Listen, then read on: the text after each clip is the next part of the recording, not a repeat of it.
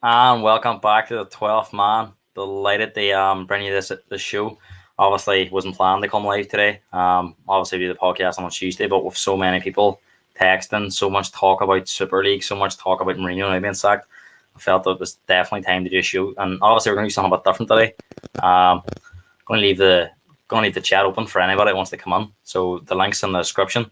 I'll post it on again now, just in case it's not on your screen.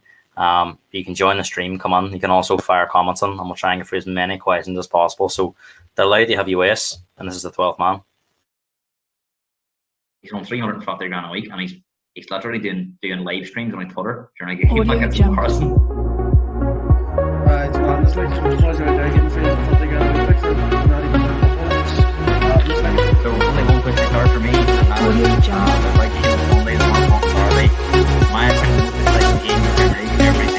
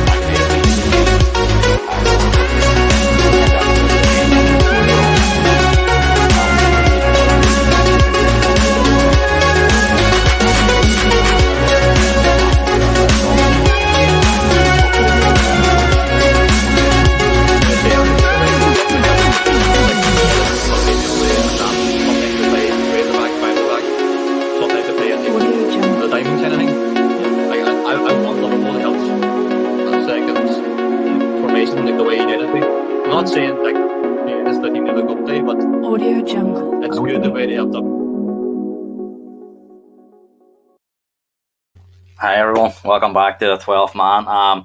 As I said just before the intro there, anybody that wants to come on, the link's in the description. Feel free to just click on it and I'll shoot bring you straight up on the screen. We're going to do something a bit different. With it being such big news and no one really knows exactly, what's going to be happening with the Super League and stuff. So again, come on, have your say. You only have to come on for 5 or 10 minutes if you want, and then I can take you back out again.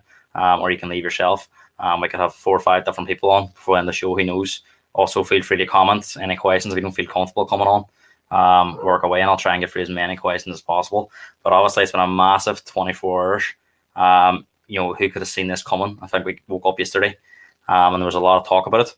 But the fact that it came out so quickly last night, and then everyone sort of thought maybe the way Neville spoke about it, and the way Roy Keane and Richards and all these big pundits and how fans were reacting yesterday during the games, there was no way it was going to go ahead. No planned announcement at 9:30.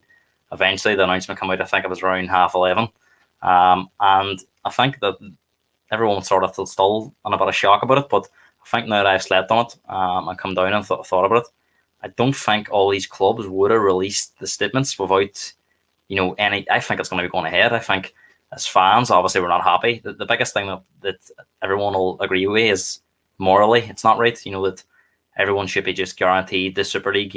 Regardless of where you finish in the league.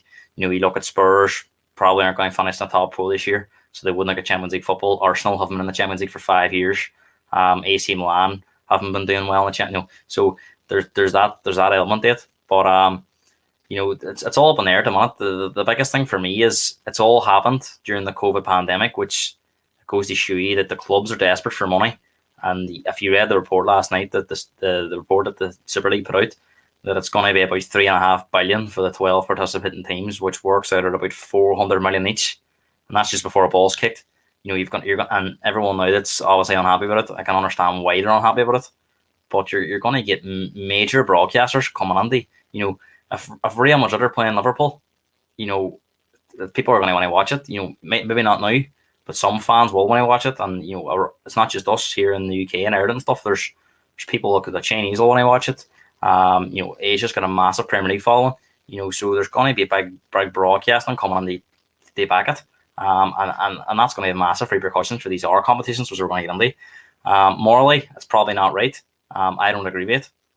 But there's an argument that morally it's not been right for a long time. Since the Premier League, there was a lot of opposition to the Premier League being formed in 1992. And that didn't cripple football. If anything, it's more popular now than it was then. There's more people watching it. It's available all over the world in different countries. The Champions League, when the European Cup was dissolved and the Champions League was formed, people didn't like that. But yet again, people love it now. And is there a case that this could be the same in a few years' time? Because it's new, people don't like it. Morally, it's not right. But there seems to be a lot of outrage over it. I completely understand it, but I think as soon as fans maybe come around it, and I think they're not going to be happy with it. But as soon as they come around it and it's sort of in, then maybe it might get a bit easier because at the moment there's so much opposition to it. Gary Collins put on a comment here. No point Liverpool, Chelsea or Spurs fighting for top 4 anymore. Pointless. None of them will be in the Champions League after this year. Totally agree, Gary. I was just saying that to my dad last night. We were chatting about it. We had a good chat last night. The biggest issue is going to be integrity. Now, the Premier League and La Liga and all these major leagues have said that they're not going to let these teams play in their domestic leagues after they join the Super League. But that's a massive statement. That was all. It was all scaremongering. Now that it's been created, it'll be interesting to see what the actual response is. It was just rumours, and they were saying, look, we advise everyone that's thinking about joining the breakaway league, they reconsider. There'll be massive repercussions, fines. UEFA won't let them play in the Champions League, for example, and Premier League won't be allowed to play in the Premier League. So, but it's one thing saying it and another thing doing it. Can the Premier League survive without the big clubs? Would the major broadcasters that we're talking about, like BN Sport, in Dubai, and would they pay the big money? Would Sky pay the big money without Liverpool Man United? I'm not so sure they would. Would anybody want to watch a league where the biggest game of the season could be Leicester against Everton? Again, I'm not so sure. It's one that's we're going to have to watch. Created by the poor, stolen by the rich. Totally agree, Bosh. There's no getting away from the fact that it's not right. Do you know what I mean? No one will come on here and say that it is. We know what football's all about.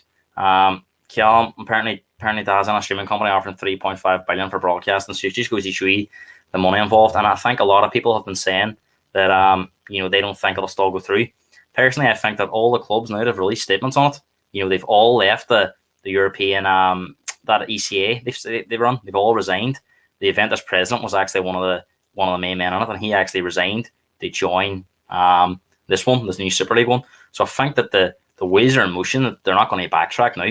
The biggest thing for me is going to be, will the Premier League, will La Liga, will the Italian League, Serie A, will they say, well, he's a major bet now, go and land it? But part of me thinks that it's not possible. I don't think the Premier League, Serie A, and La Liga can survive without the big teams. Especially, you talk about the Premier League being massively popular, but Barcelona, Real Madrid, they run the La Liga, and Juventus, AC Milan, Inter Milan, they run the Serie A, and then United, Liverpool, two of the biggest clubs in the world, if not the biggest. There's massive followings.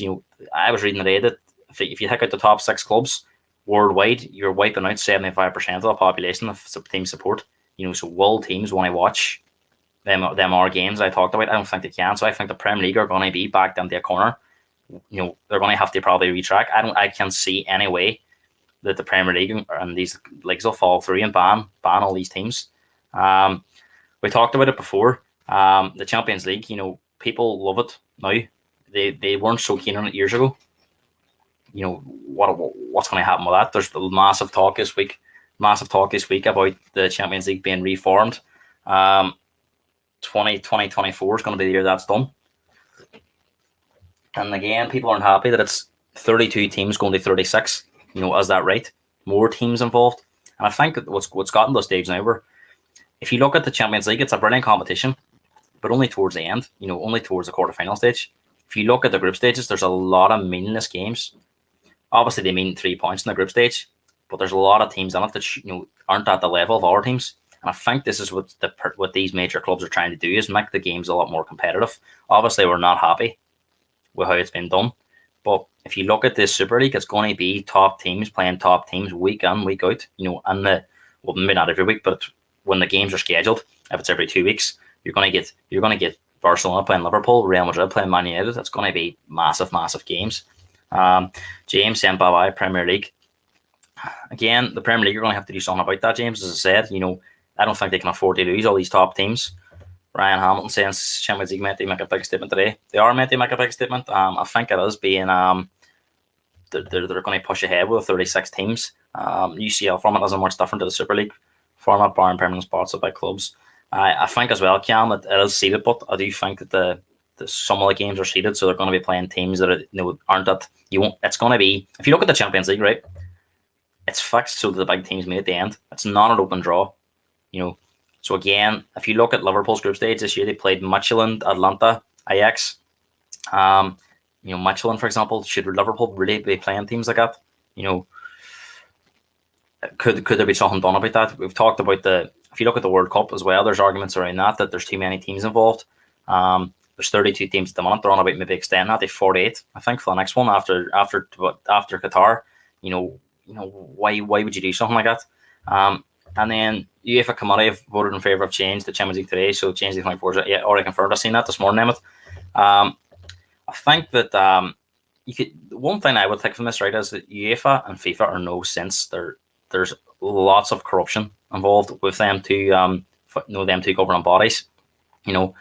For them to come out and really hammer these teams is very rich. As I said, I don't agree with how it's all being done. I don't agree that all these teams should have, guaranteed to be playing in the Super League every single year. There's no relegation, and the 12 teams that have founded it are going to be in it every single year. And then, as I said, we were chatting about the Premier League and how it's going to impact that. If the Premier League do say, right, let's all these teams can come back in. It's only a midweek format, so it isn't going to hamper the weekend format. There's going to be issues of integrity, and that's going to be a big issue. That for example, Leeds are playing Liverpool tonight. If that game is to happen, was Liverpool already in the Super League, then that game tonight would be completely meaningless. Liverpool wouldn't be fighting. Top four wouldn't mean anything. So unless you're in the Premier League title race, you're not going to be playing for much. Other than relegation. Which all these big teams will not be involved in relegation, so they're not going to have much to play for. If they get to a stage in the second half of the season where they're, say 15 or 20 points behind the top spot with say 12, 13 games to play, then the games are going to become meaningless for them. So again, it could create issues of integrity, and that's something that the Premier League are very strong on. But it's going to be fascinating to see whatever happens. Kieran Preston saying, if this goes ahead, my 30-year affiliation with Liverpool will be over. Absolutely disgusted. I suppose the club of people are doing one of the ringers. Kieran, I totally understand how you're feeling. But what I would say to all the fans is, is that realistic? Would we all want to walk away from it? Would we all give it up? Is that going to happen? We're saying it now, but realistically, if Liverpool's playing Barcelona, in the semi-final this year, would you not tune in to watch it? Again, I'm just trying to play devil's advocate. I'm not trying to say that I agree with it. I'm just trying to flip it so that I'm trying to make a balanced case for both. It's no good me coming on here as somebody that's doing podcasts and just hammering it. I have to try and give a balanced view, and of course I have my thoughts on it. And as I said, I've given a few, but again, I would just question that some fans, and we're not talking about fans here as well. We're looking at all over the world. Would tourists not watch the game? Would neutrals not want to watch these games? You can be sure that there's been a lot of planning put into this, lads, and that this hasn't just been done off the cuff. There's been rumours of the Super League for a long time now, and if you look at the statements, if you look at all the clubs coming out, you can be sure they've got lawyers involved. Everything's been soundproofed. All this talk about they're going to be banned and stuff. I'm sure all these clubs have got the best lawyers involved. There's going to be ways around it, and it's going to be crazy to see what happens in the next few days. Kiara saying clubs would be happy not to send the players into the matches today. I think that was one of the things talked about, that UEFA would ban players from playing for their country. But FIFA have actually come out since and said that they would encourage people to not play in the Super League, but they've not actually confirmed or anything that they would ban them. And again, I don't think that that's going to happen. That's not realistic. If all these big players are going to be playing in the Super League, then again FIFA would have to backtrack and UEFA would have to backtrack on the international thing. Ben Murray saying it's an absolute joke. It's all about the rich getting richer, not about the care and the history of fans, clubs. I agree. Again, I think of the Premier League have a lot of blood in their hands. Everyone's blaming the clubs, but just again to give a bit of balance, Premier League have created an absolute money frenzy. If you go back 20, 30 years, there was not this kind of money involved in football. Now the massive broadcasting deals, Sky have a lot to do with.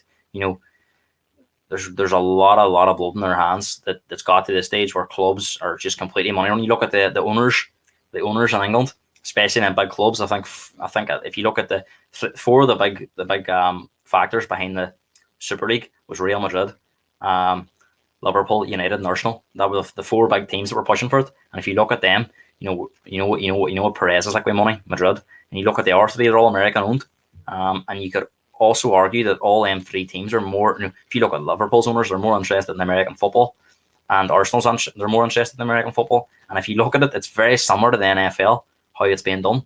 The Super League sort of thing. That all the big teams are going to be playing each other. It's not much to do with how you finish. It's about your reputation as a club. As Callum said here, it wasn't so long ago. Sky was charging, I think it might have been $14.95 for the pay-per-view games. Yep, they were charging £15 a game. Again, no, so it's very, very easy for people to start blaming. And Sky pointing the finger yesterday again at these big clubs, but they were the ones that were absolutely rooking customers. They watch pay-per-view games at £15, and I mean people at the time too saying they would not pay it, and I was actually one that said, look, I'm not happy about it, but I want to watch my team. I'll pay. I think Spurs was on 2 weeks in a row. We played West Brom and Brighton, and me and my dad, I think we went halfers, but it was like £30 to watch 2 games. So we wanted to watch them. And if it's available, people are going to watch it. And the other thing as well about the Super League, it's probably going to be pay-per-view games. I think I read some of it's going to be $30 to watch a game and stuff. So it's going to create more money, and it's got to a point now. People, I think Gary Neville spoke quite well. He spoke from the heart. A lot of people have been speaking from the heart this week about the Super League stuff, and I totally get it because I'm a football fan, supporter for a long time. But I think what he was saying wasn't realistic. He was saying about we need to get these fans, back involved in clubs. It's not going to happen. These owners have got so much power now; they're not going to let it go. Fans and players only won trophies like the Premier League and the Champions League, European Cup because of the competition's history. I just can't see Super League ever being regarded as a big trophy, no matter who plays it. Football's gone. It's a good comment, Emmett. Again, the champ. You say it again, and we've talked. I know the Champions League, European Cup, sort of the same thing, but the European Cup, it was different. There was an open competition. Anybody could play anybody. There was no seedings on it. That's why we were chatting. Me and my dad were chatting last night. Spurs played Anderlecht in a final in 1984. You'd never see Anderlecht anywhere near the latter stages of a European competition now, because back then the money was all even. You've seen a lot of the smaller. So you look at it now, the top 5 leagues: Premier League, La Liga, Serie A, the French League, and the Bundesliga.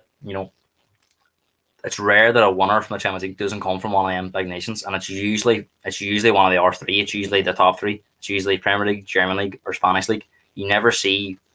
Ajax was probably an exception, getting a semi-final a couple of years ago, but barring that, you don't see too many of these other nations getting teams to the latter stages, and it's because the money is so great for these other nations that back in the 1980s, there was teams from all over different countries making finals and semi-finals. So again, you could say that the Champions League and the Premier League and all the money involved in that has ruined that for them teams. So you could go back a long way to when football changed, and if you look at what's been happening over the last 20 years, it's not a big shock to me that we're here now with this Super League talk and that's coming on. There's some people probably thinking that there's still a chance it might not come on, but I think the fact, as I said, that all these teams have released the statements, it's probably going to be coming on. And August 21 has been rumored. It could be soon. It might be the year after. I'm not so sure, but it puts the ball back into all these major leagues now. What they're going to do. Are they going to ban these teams from playing next year? As the Champions League and Europa League going to finish this year? If Madrid and Man City and Chelsea, for example, are all in the, if they're all in the PSG are the only team, but if they're all in the Champions League, now at the minute, and they're not going to be in next year, is there a call for that to be stopped, UEFA? Would they do it? I'm not so sure. What would it mean for the small teams in the Premier League? And that's massive, James. it would probably make for a more competitive league, because if these teams do get banned, let's just say they do, and they maybe promote more teams in the championship, make it a 20-team league still, we would definitely see a more competitive league. But as you say, it's a league we out all the big nations, or all the big clubs. United, Liverpool. Everyone wants to watch them games. That's not going to happen if these teams are banned. So I can't see that happening. I just don't see it. Kiara's saying 14 years or so since Porto won the Champions League. There you go. That was the last winner outside them top nations, and that is the reality of it. That there's so much money involved in the top leagues that the likes of Porto won the Champions League. Them days are over. They're never getting that opportunity again. You seen them get to the quarterfinal the other night. Was it the quarterfinal they got? Yeah, they played Chelsea. And that was as far as it got. They've got to the quarterfinal recently, I think, as well. They played Liverpool a couple of times. But that they've never got beyond that since. Ajax were an exception. They got to the semi-final. But you're clutching at straws. It's usually the top nations that produce the teams that get to these finals. Germany, England, and Spain have dominated for the last few seasons. And if you look at England, there's more money in England than any other league, and there's a good chance we could have 2 All English finals this season as well. We've seen 2 All English finals a couple of years ago, and Spurs played Liverpool and Chelsea played Arsenal in the Europa League. So it's crazy.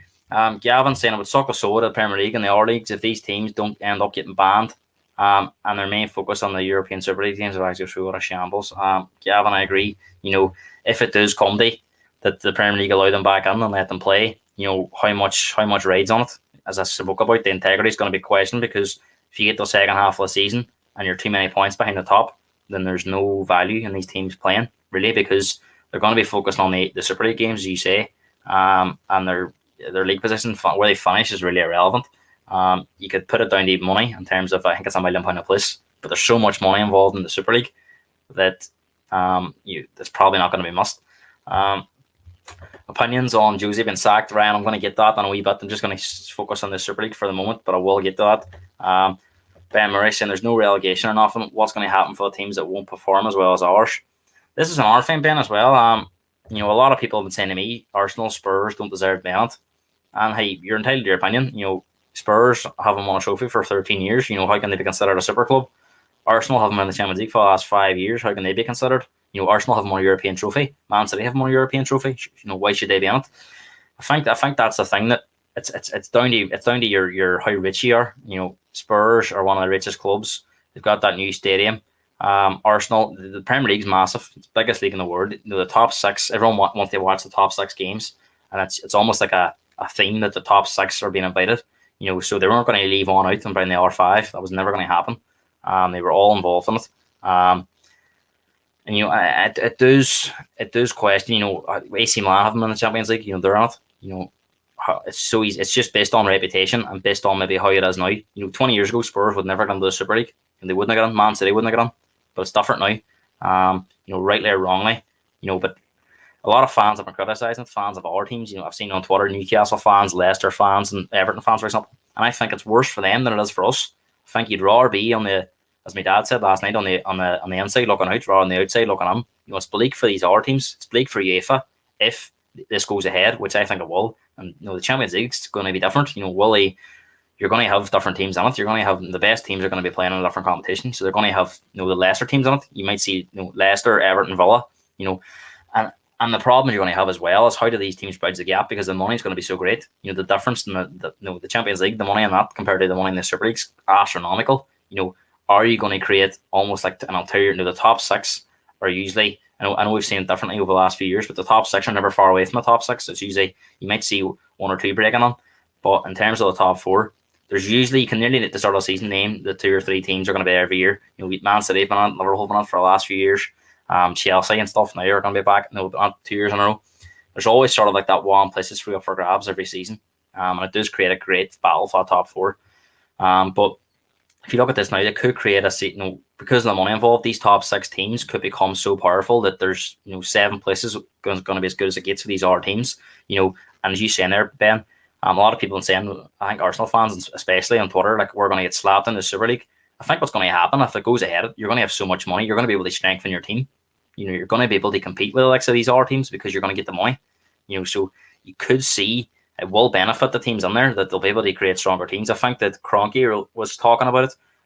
which he doesn't really talk too much, Ben, if you're an Arsenal fan. But I think he was saying this is the best opportunity for Arsenal fans to see an Mbappe or an Haaland at Arsenal. Without this Super League, realistically, how many years would it take for Arsenal to get back into the Champions League? All right, they could win the Europa League, but in terms of the Premier League, they're finishing 8th, 9th. How many years would that take to get them back in? These owners are seeing it now as a way of guaranteeing our place at Europe's top table, rightly or wrongly, as we said. But the owners are looking at it from their point of view, and again, a lot of our fans are slagging. West Ham were trying to get the league voided last year at the end of the season, because they were feared of relegation. Wigan nearly went out of business. Everyone was on taking their players. We have to open our eyes as well. It's a business as well in terms of that clubs are going to do what they feel's best for them. As fans, we're obviously sick. We don't believe that this is the right way it's being done.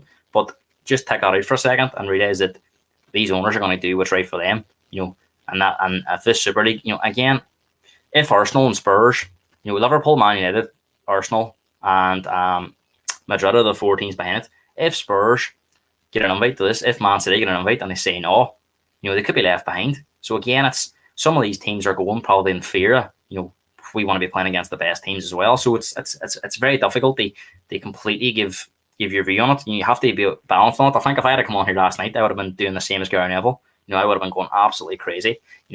But now that I've slept on it, now that I've read a bit more on it, I'm not saying I agree with it, but there is different sides they take.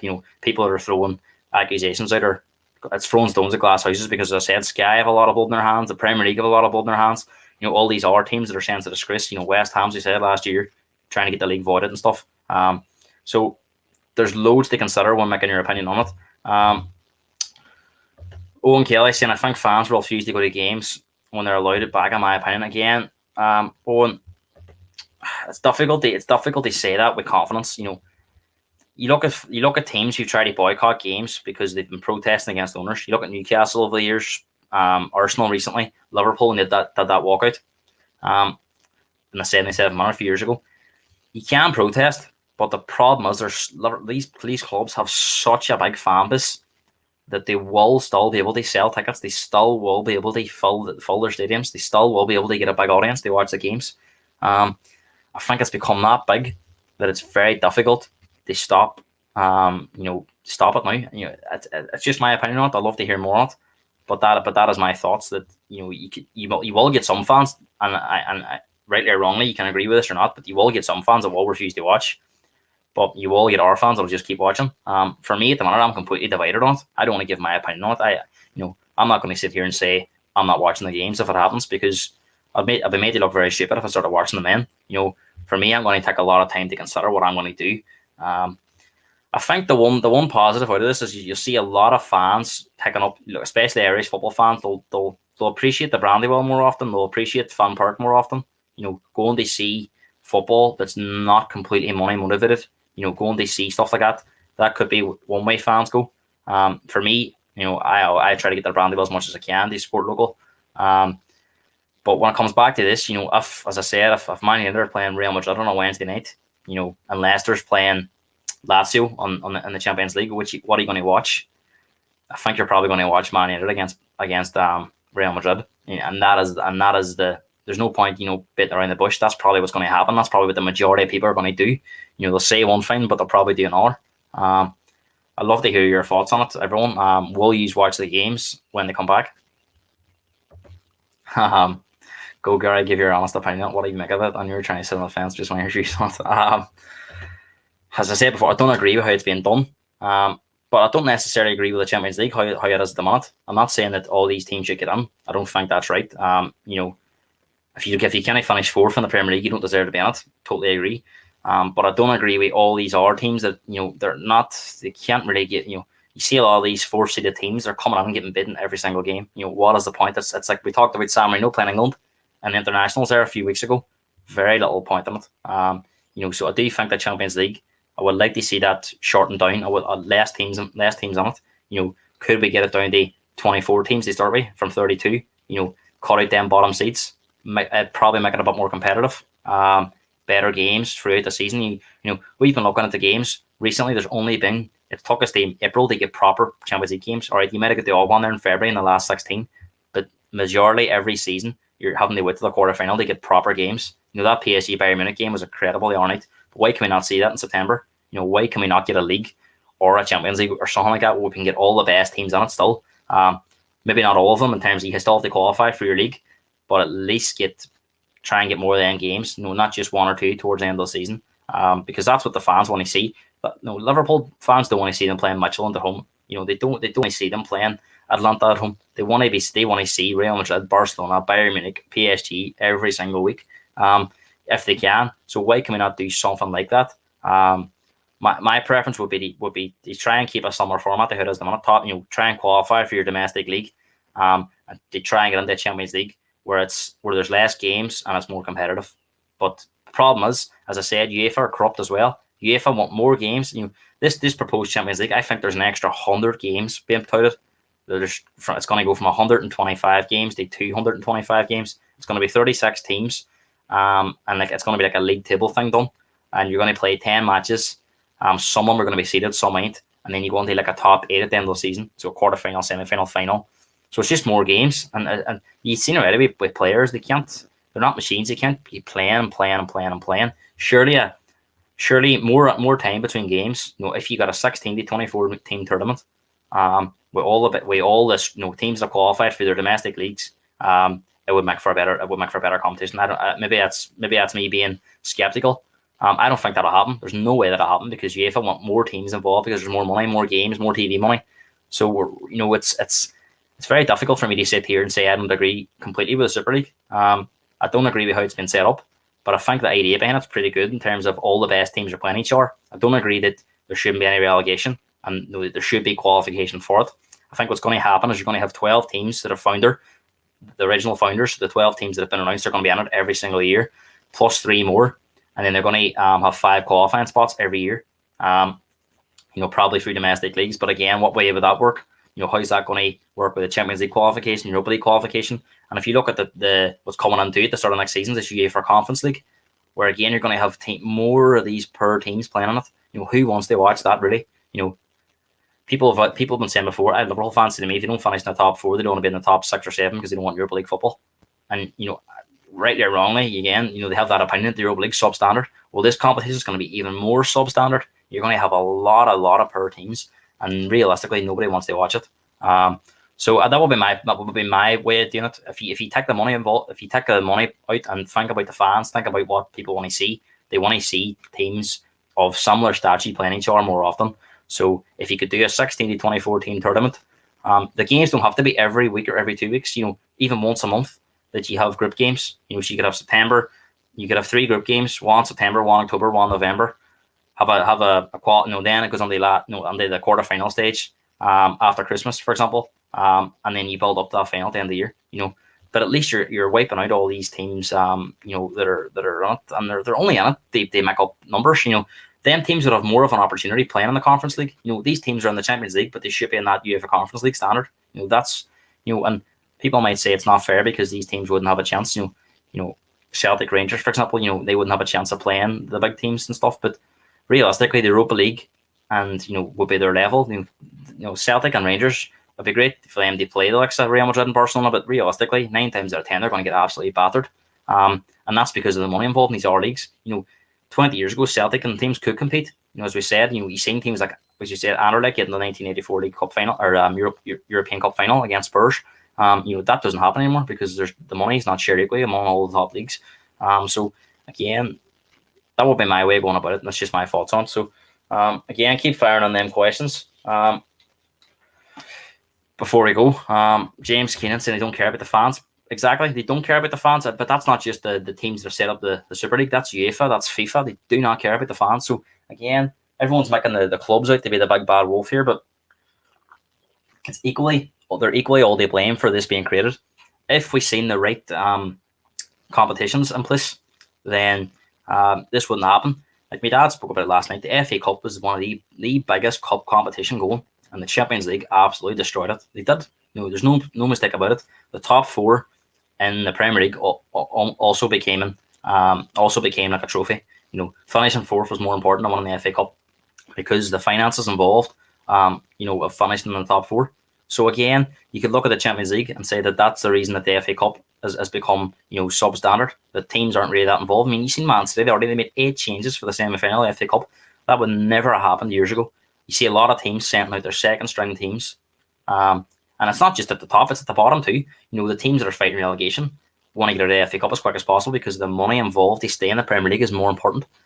So money has destroyed football for a long, long time. And for a lot of people now, it's maybe only hitting home now. But for me, it's been happening for years. That it's got this stage where the FA Cup is no longer important. The League Cup, this final on Sunday, people couldn't care less probably, apart from Man City and Spurs fans. People don't care. You know what I mean? So, and that would not have been the case 15, 20 years ago. Porto confirming their decline in invite. I've seen the teams. It's going to be interesting to see what happens. Bayern Munich and Dortmund have also said they're not going to join. The difference in Germany is a lot of the teams in Germany, I think they're fan run. There's a lot of fan stake in the clubs. It's the 50+1 rule, and that a lot of people have been saying this is what should happen in England, but it's too late for that now because these owners aren't going to surrender their power because of the money involved. It's too late for that.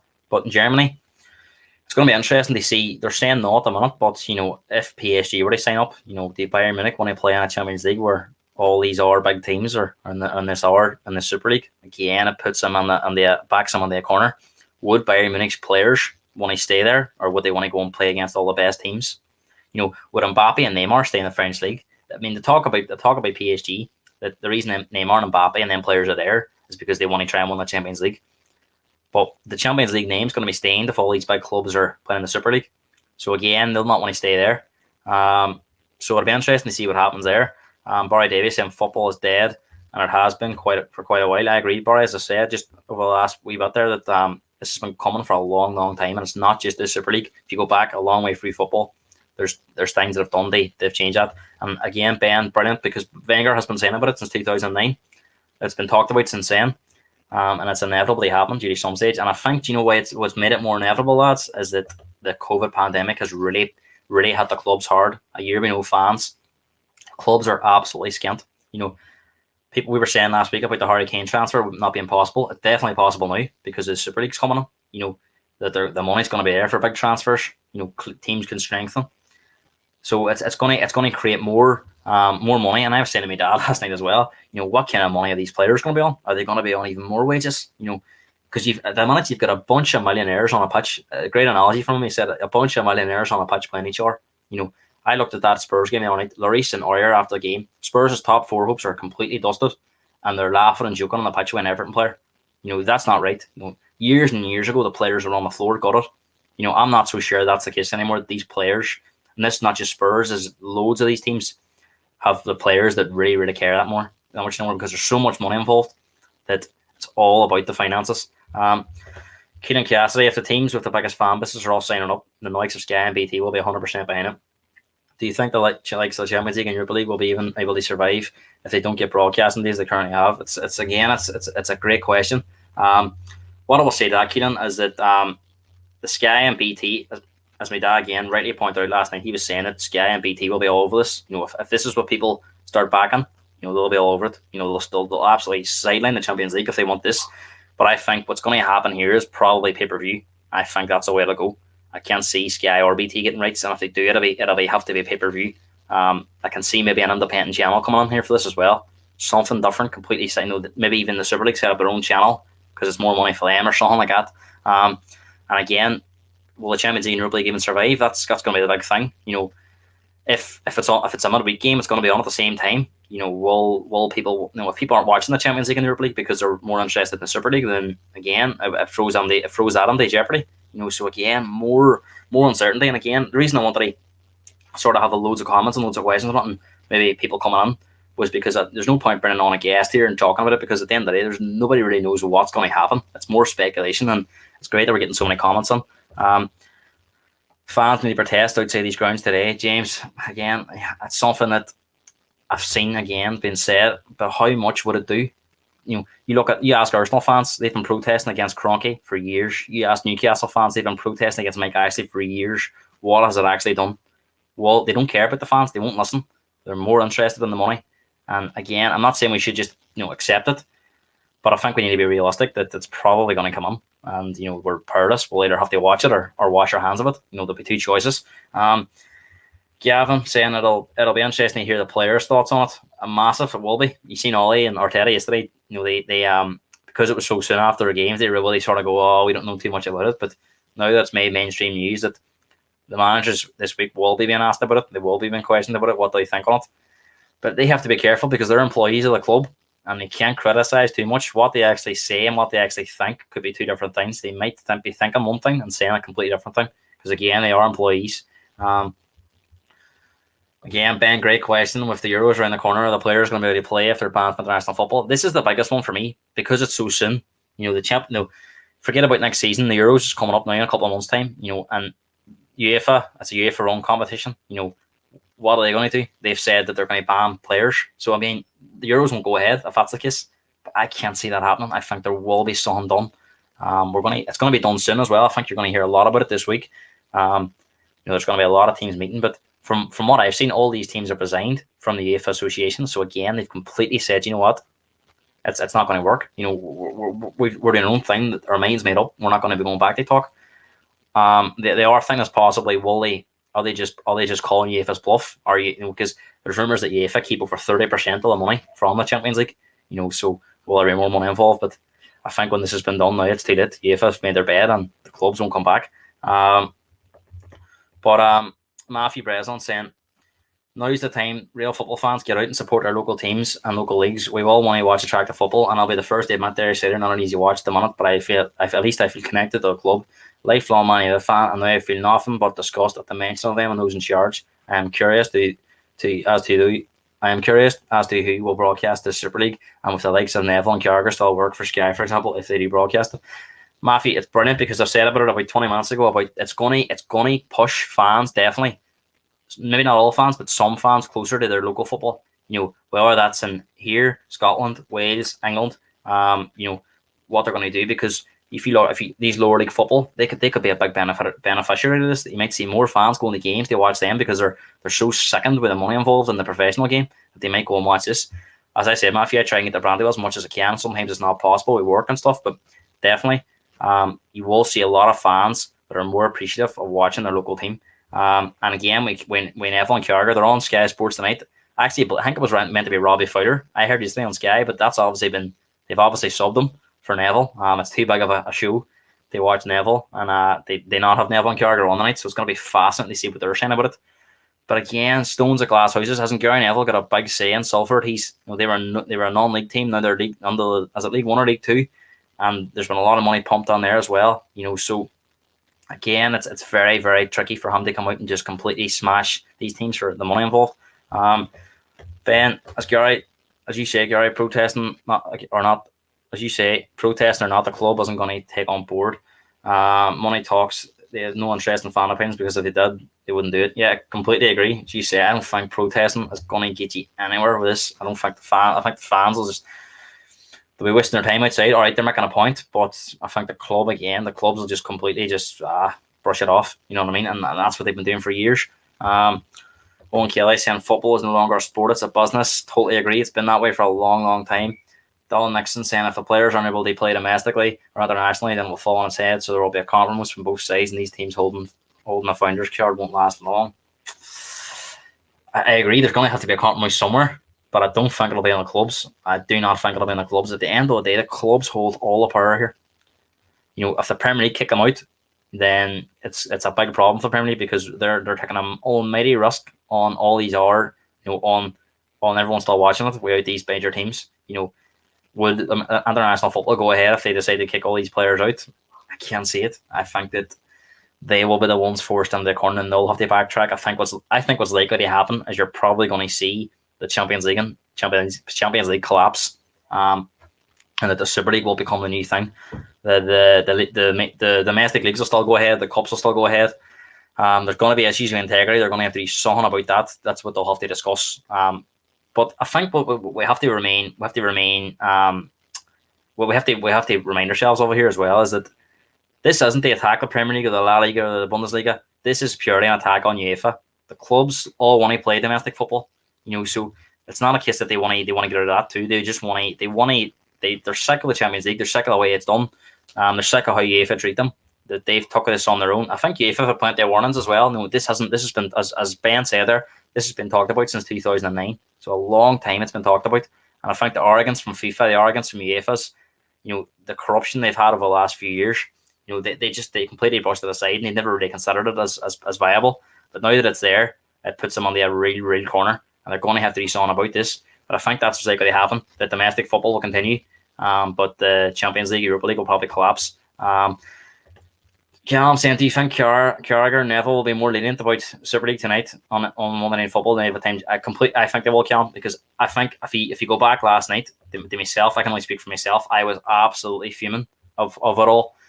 But now that I've had time to think about it, I sympathise with some of it. That the UEFA are no sense, FIFA are no sense. That they've corrupted football for a long time. The Premier League, all the money involved in it. We talked about the 12:30 kickoffs, Cam, with Liverpool.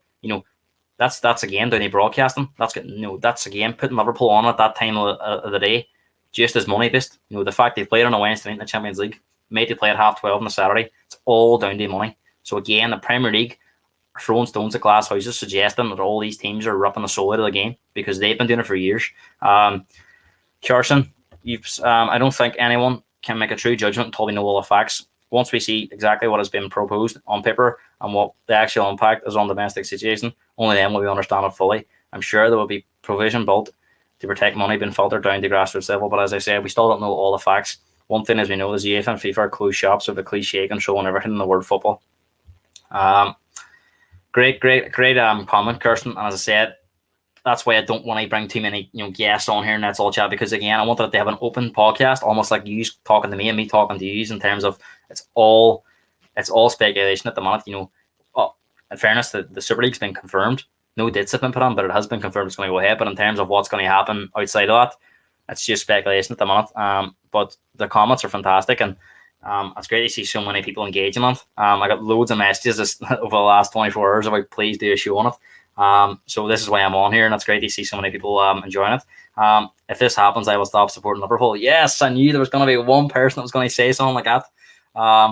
James is going to give up football if this comes on. I'd love to hear from more fans what they think. Would they give up football if this does come on? It's very difficult for me to sit here and say I would. I can't say that I would. If Spurs is playing Barcelona on a Tuesday or Wednesday night, I'm going to be watching it. I'm sorry, I probably will be. I won't be happy about the money involved and how it's gotten here, but it's going to have to be accepted when it comes on. That if you protest and you can say your piece on it, but if it's decided that it's coming on, then we'll have to accept it or just not watch it. And James is obviously going to the route of not watching it. Please fire in your comments. More comments. What would you do? Would you stop watching, or would you suck it up and just get on with it? Dean saying there was rumours about Mourinho having a difference of opinion about the Super League with Spurs hierarchy. Has bad spell of Tottenham, but could has contributed on Spurs. Carragher and Neville voiced their opinions about the Super League. Would be interesting if Sky and BT wanted to broadcast nights, how that would work. Klopp voiced his opinion a few years ago, suggesting that the Champions League is as big as achievement in football. Just on that, right, a lot of people were texting me too about the rumours about Mourinho. A lot of journalists on Twitter over the last hour, Fabrizio Romano, BBC have actually put up Dan Kilpatrick, Alistair Gold, very close to Spurs, very trusted, have said that it's got absolutely nothing to do with that. I think it actually all started from a troll account on Twitter, this rumour that Mourinho refused to take training because of the Super League. It's all an absolute storm in a teacup. Nothing to it. Apparently he was called in this morning. Obviously he was turned up for training, but he was called on the C Levy and stuff, and the club are very unhappy with how results have went with Mourinho. They're not happy with performances on the pitch, and that they feel a change is now necessary. I mean, there was rumours on Saturday by Alistair Gold, probably the most trusted Spurs journalist out there, that he was going to be leaving in the summer. It was very likely he would be leaving in the summer. But that's just rumours, of course. We don't know exactly, but obviously the club feel that with a big Spurs haven't got much left to play for now in terms of the top four's gone. The only game they have left this season is the cup final, and from what I've seen over the last few weeks, the majority of that Spurs team are not playing for Mourinho. He's lost the dressing room, and Spurs haven't got trophies hanging off their arm. They haven't got cup finals hanging off their arm. They haven't been to many cup finals over the last, as we said, 13 years. So this is a great chance to end the trophy drought on Sunday. I know it's against Man City, but you're on a final. It's a great chance to end it. What do Spurs write it out with Mourinho and go, well, he's the chosen one, and he's won trophies at every club. He knows how to win. But if the players aren't playing for him, he's got no chance. And I think Levy and the board members have probably sussed. They probably talked to the players. We've seen the Amazon documentary when Pochettino was sacked that there was a really bad mood around Spurs. And I think this is what's happened. And I think that Spurs feel that changing it now gives them a better chance of the final on Sunday. And I have to agree. I do think, and it's rumoured that Ryan Mason's going to be in charge until the end of the season. I do think. Now, I've woke up today when I've seen that news. I've no sympathy for Mourinho because I think he's had more than enough time, and I think he's taking Spurs backwards. I'll get that in a minute. But with Ryan Mason in charge on Sunday, I know he's a nobody in terms of management. But I think he could lift the team now, and Spurs have a much better chance on Sunday of winning that cup. There's every chance they'll still lose anyway. But I think the fans go on with more hope now. They know. I think we might have a go. We might not completely just sit back and try and soak up pressure. Let's get after City. We've seen over the last few weeks. De Bruyne could be injured as well. City have lost the leads with 10 against 10 men. They just about got past Dortmund over two tough games. They lost to Chelsea in the semi-final. There's an argument they say that City's best football's been played this season, and it's a good time to play them on Sunday possibly. If there's ever a good time to play City, it might be on Sunday. We know De Bruyne. They've had a few sticky results over the last few weeks. Spurs and Ryan Mason is a Spurs 3-3. You'll have led the team there beside him. If they can motivate them players for the cup final, I'm all for it, and I'll be right behind the team on Sunday and really hope that we can get the job done. But Super League, I don't even know who this is, but Super League winners, it's an absolute disgrace. I agree. As I said, with some of how it's been set up, it isn't right. United fans wanted the Glazer takeover to be stopped, but not as much now. A lot of those fans will support the team. Super League will be the same. Fans will continue to support, some will. Super League winners 2022. Make sure to subscribe to the channel as well, because I've never seen you on here before. But it's just the rich getting richer. It's not a competition. It's just a money generating scheme. Danny Bell saying Reno doesn't need your sympathy. He's got a 10 million plus paid. You're right. He's walking away with big money again. And this is the other thing that I thought about this morning, is that why is that night? It might not be that rumor about him not taking training because of Super League. It might not be directly. It obviously wasn't directly linked to that, but it does make me think: have these clubs been paid out now already? We've seen that statement last night that there's going to be $3.5 billion between the 12 teams, so 400 million each, roughly. Has that money allowed Spurs to sack Mourinho now? So again, that we don't know, but my speculation would be that all of a sudden Spurs have been able to sack him when there was rumours that they wouldn't be able to afford to sack him a few months ago. So again, if the money's already been paid out, I think that means the Super League's definitely coming on. And I am 100% certain, as I said at the start of this podcast, that the Super League will be happening. It's just a matter of if and not when. When them clubs all release statements on it, it's done for me, and we're going to have to accept it, rightly or wrongly, what we think on it. But just getting back before we finish, obviously people want to hear about my thoughts on Mourinho being sacked. I have to say I was surprised. I did think he would be sacked at the end of the season, but I'm really surprised he's been sacked in the 6 days before the cup final. I really thought that they would have kept him on for that. But again, you just wonder what's been happening. I think that game on Friday night was probably the final straw for Levy, that Spurs were so bad again against Everton. And if they had just played anywhere near their best, they would have beat Everton. I think they got a draw without really having to play any. And Kane scored 2 great goals, but if they had turned up and played anywhere near their best, they would have won that game. And if you look at West Ham getting bit, they would have still had a chance of finishing in the top 4. So I think Levy's probably just had enough of it. And it's about, he probably spoke to Alexa Kane, the senior players, who Mourinho's been criticising a lot of the players recently. And I think, as we said, modern day football, that's just not something you can do anymore. There was a lot of rumours that most of the senior players had lost faith in him, and that is it. I mean, if you, it's like, as I said, I spoke about it today to somebody. I said, it's like when you're going out with a girl, and if you start having bad arguments and you can't always fighting and stuff, it's very difficult to get that back on track. If you break up, for example, and then you get back a few days later, it's very difficult to get that back, that you had before. So again, when Mourinho, when he's lost all these players, it's very difficult for him to get it back. And I think that Levy thinks that, the season's done anyway, so why wait 5 more games? We've got a cup final. I think if we didn't have this cup final, they probably would have waited until the end of the season. The fact they've got the cup final, if Ryan Mason comes on and wins this cup final, he's going to be a Spurs legend, by the way. But that gives him more incentive to do it now. I think that's why it's been done. I think if this cup final wasn't happening, probably just would have read it out now until the end of the season. But obviously, the big question is what next for Spurs? What are they going to do? Again, there's Kirsten's comment about uncertainty. There's so much uncertainty in every team because of the Super League. All the talk was Harry Kane wanting to leave. They play in the Champions League. The Champions League could be a substandard competition now. It could be all to do the Super League.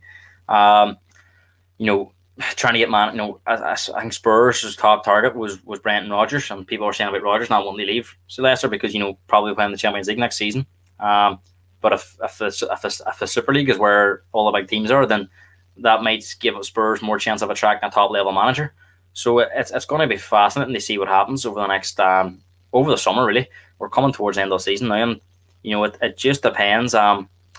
With if you look at tonight's game as well, Leeds Liverpool, everyone was looking forward to that game. How much does that game actually mean now? With all this uncertainty, it does make it difficult for fans now. They understand everything. But Dean saying could be an hour attraction for the world's best players to be playing the Super League. Yeah, I agree. Liverpool's chances of getting Mbappe and Lewandowski and them types of players are going to be easier now. They're going to be guaranteed to play in it every single season. Lewis is saying, do you think Ryan Mason will come on and bring Alexa Dele straight back into the team? Well, we're playing it. We have a game on Wednesday night, Lewis, before the cup final. I think you'll see a lot of players rotated because they'll not want to risk injury.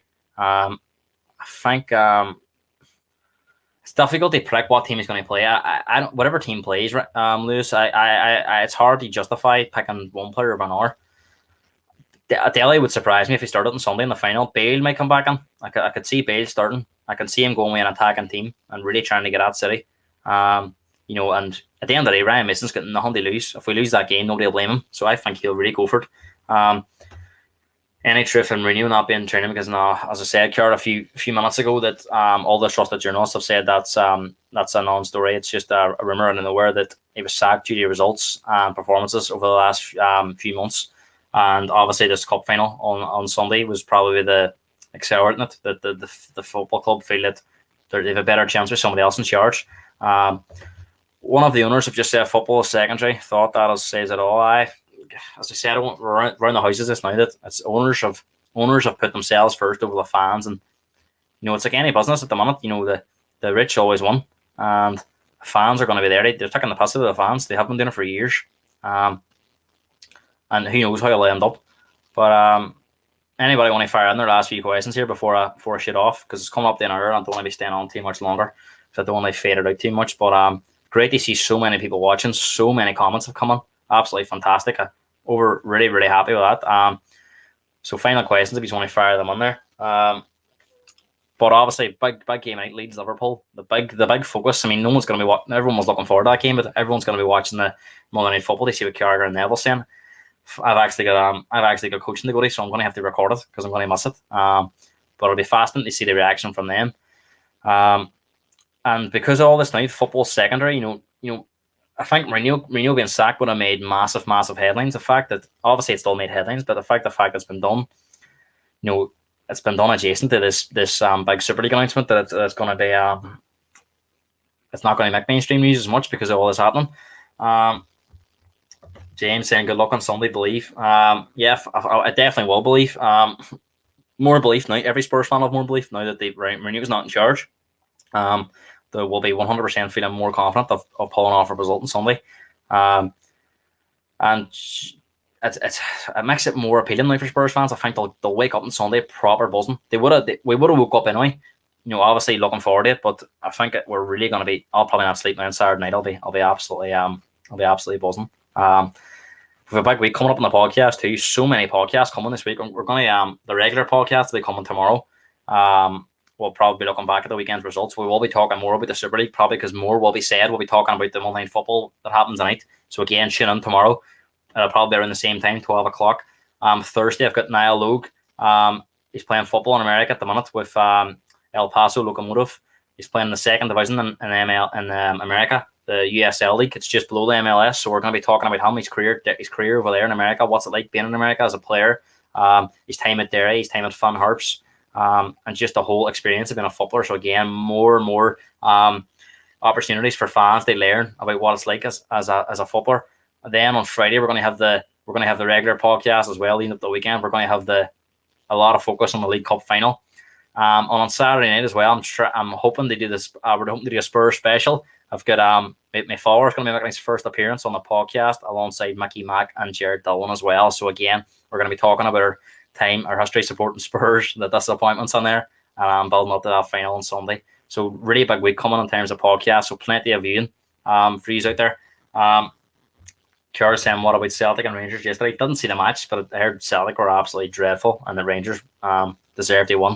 As I said, I don't really follow too much of Scottish football, but Rangers this year have been much better than Celtic. If you look at them in Europe as well, if they blew Celtic out of the water this year, so Celtic have a lot to think about over the summer. There's talk of Eddie Howe coming in, so they're going to have to try and get back on that track because Rangers are looking very strong at the moment. Kirsten saying if every single fan of these breakaway teams rebelled and stopped supporting them, it will make no difference. 95% of their fans live outside the UK and Ireland. I totally agree, Kirsten. They have massive followings in America, Asia, different parts of the world. I think somebody put that in early on there. The Porto just announced they've rejected the Super League invite, and they have. But lads, that's us. We're going to leave it at that. Really, really fascinating to hear all your comments. Brilliant response to so many people coming on. Really enjoyed the conversation with you all. Stay tuned tomorrow 12 o'clock. We'll be back on. Going to try and get a guest on for that as well, so it's not just me again, and we'll get their views on it. If anybody wants to come on tomorrow 12 o'clock, just give me a message and we'll see about maybe if we can get 2 or 3 people on. It might create more of a debate. That will be fascinating. So again, don't be shy, just message me. And if you've never done something like this before, it is very, once you get on here, after 30 seconds you don't even realize you're on camera. It's very, very you just forget it. Your mind relaxes and you just talk. As I said, now Logan Thursday night 7 o'clock, that's going to be brilliant for you to watch. I'm really looking forward to that one, and then we'll build up to the weekend with the League Cup final. So I'll catch you again. Thanks for watching. Make sure to subscribe to the YouTube channel.